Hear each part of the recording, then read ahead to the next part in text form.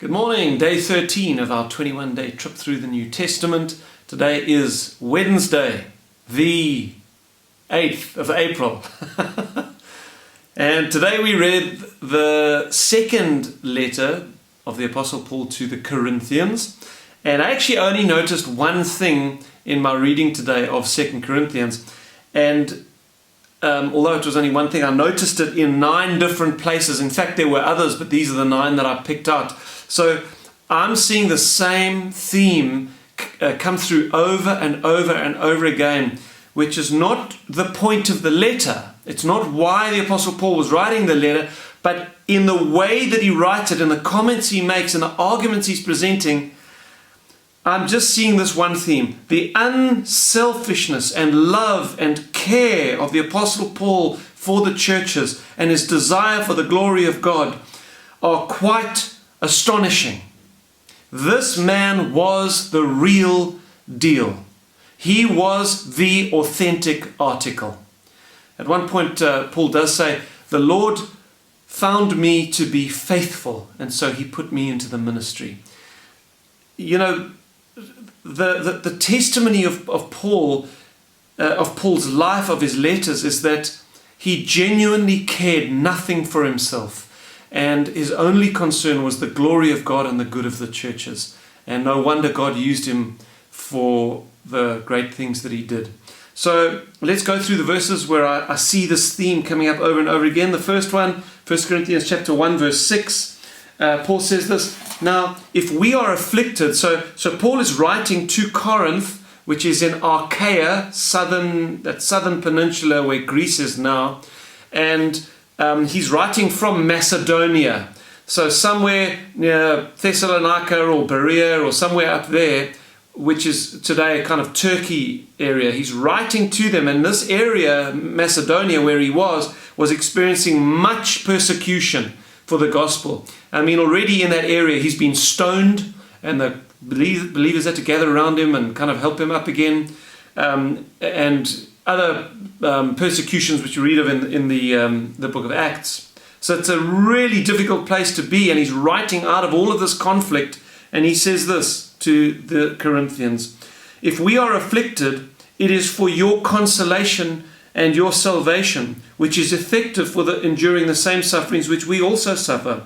If we're comforted, it is for your consolation and salvation. So he's saying, whatever happens to us, it's irrelevant how it makes us feel. If we're afflicted, it's so that the comfort that we receive from God, we can then extend that. We can encourage you when you're also afflicted.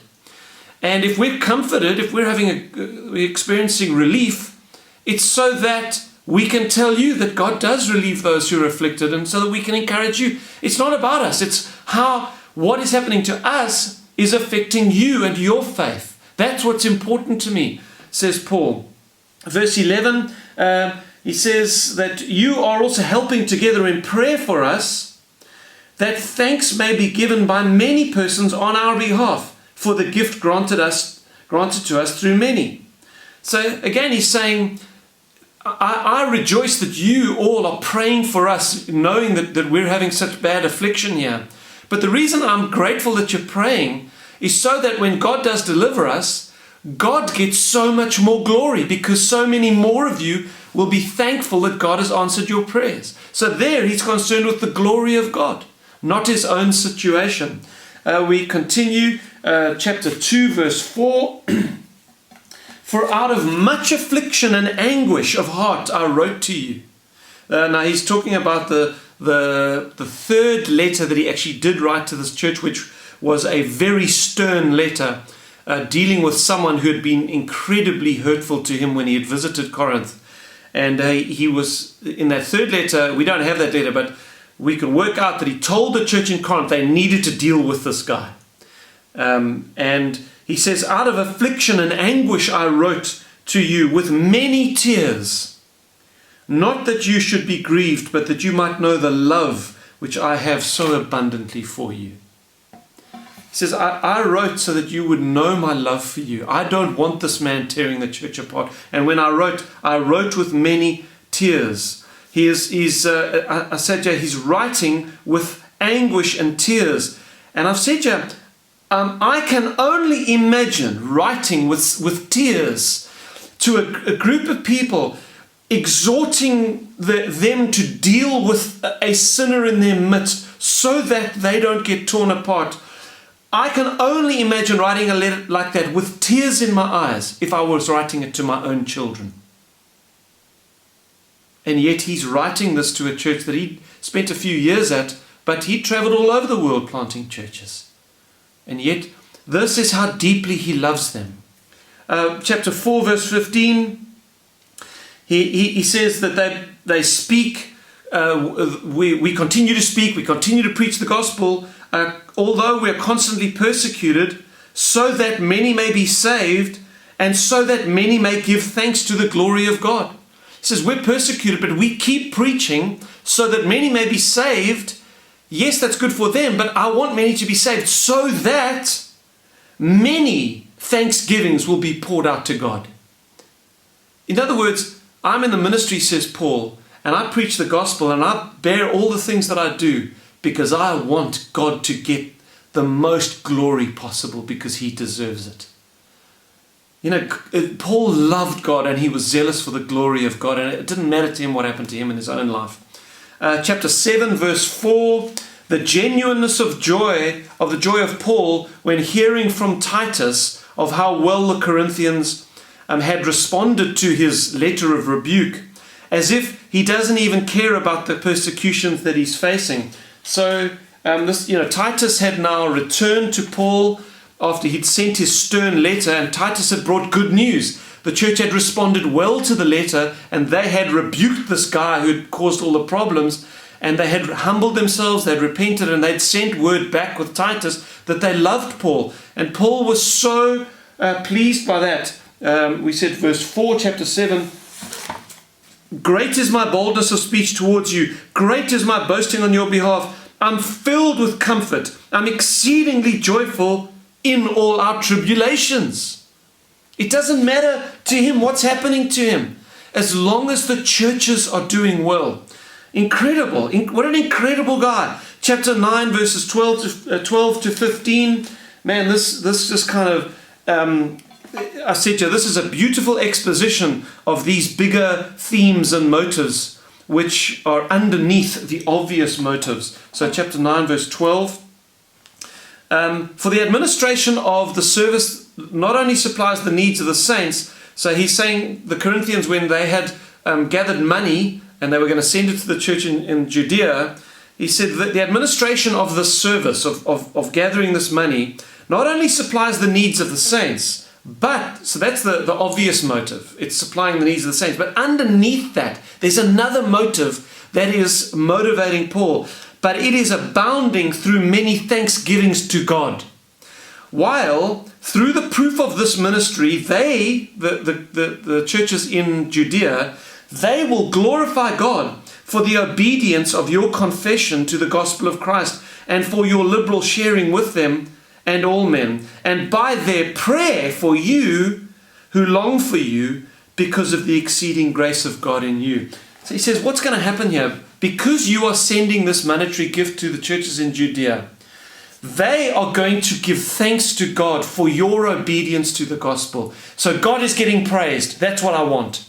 Then they are going to pray for you because now you are in their hearts. Now we've got churches praying for each other, and that's going to abound even more to the glory of God and the unity of the church. So I rejoice in this money that you've collected. His motives are so pure. They are so focused and dedicated to the good of the church and the glory of God. That's what this man lived for. Next one, chapter 11, verse 28. He says, my deep concern for all the churches. So he's listing all these things he's going through. Shipwrecks, stonings, beatings, imprisonments, and the like. And then he says, not to mention this, my daily concern, my deep concern for all the churches. I mean, it just comes out of him naturally. All this stuff that you think he's going through, which is horrendous, he puts on a par with that. The deep concern he felt for all the churches. Man, this guy was the real deal. Not only that, I didn't write this down, but he makes the argument in 2 Corinthians how though he had a right as an apostle to take money from the church in Corinth, he never did so. He never took money for himself from them. In fact, he took money from other churches to fund his ministry in Corinth. And he said, because I don't seek your money. I'm not after what is yours. I'm after you. I mean, how many, say this politely, how many preachers these days and pastors and the whole money church and the whole prosperity gospel thing, the only thing they're interested in is getting rich. These preachers. The Apostle Paul was the complete opposite. He refused to take money even when he could, because he didn't want to put a stumbling block in front of anyone. Chapter 12, verse 11, just this throwaway comment. He's defending himself against these false apostles that are wreaking havoc in the church. And with this throwaway comment, he says, I've become a fool. So he's been boasting to them about all of the proofs of his apostleship. He says, I've become a fool in boasting. He didn't want to boast. You've compelled me, for I ought to have been commended by you. For in nothing was I behind the most eminent apostle. I mean, this guy, he raised the dead. He healed everyone. Everywhere he went, he was healing people. He was getting people baptized in the Spirit. He planted churches. He was the genesis of the global church, this man. There has probably never been a greater human being other than Jesus Christ who lived on the planet than the Apostle Paul. Certainly in the New Covenant age. And yet, listen to what he says. He says, I wasn't behind the most eminent apostles, these guys who think they're so great. I wasn't behind them in anything, though I am nothing. He says, I'm nothing. I'm nothing. I don't want to boast to you. Yes, I am an apostle. Yes, I am called by God. But I'm nothing. What a man. What a man. And then the last one was 2 Corinthians 13, verse 9. Just kind of a summary statement where he says, for we are glad when we are weak. We're persecuted, we're weak, we're being lied about. But he says, as long as you're strong. For we are glad when we are weak and you are strong. And this also we pray, that you may be made complete or mature. Wow, may God give all of us who are in Christian ministry leadership the heart of the Apostle Paul. And the church will be a better thing for it, won't it? So God bless you. Put your comments in below the video, and then I'll see you again tomorrow.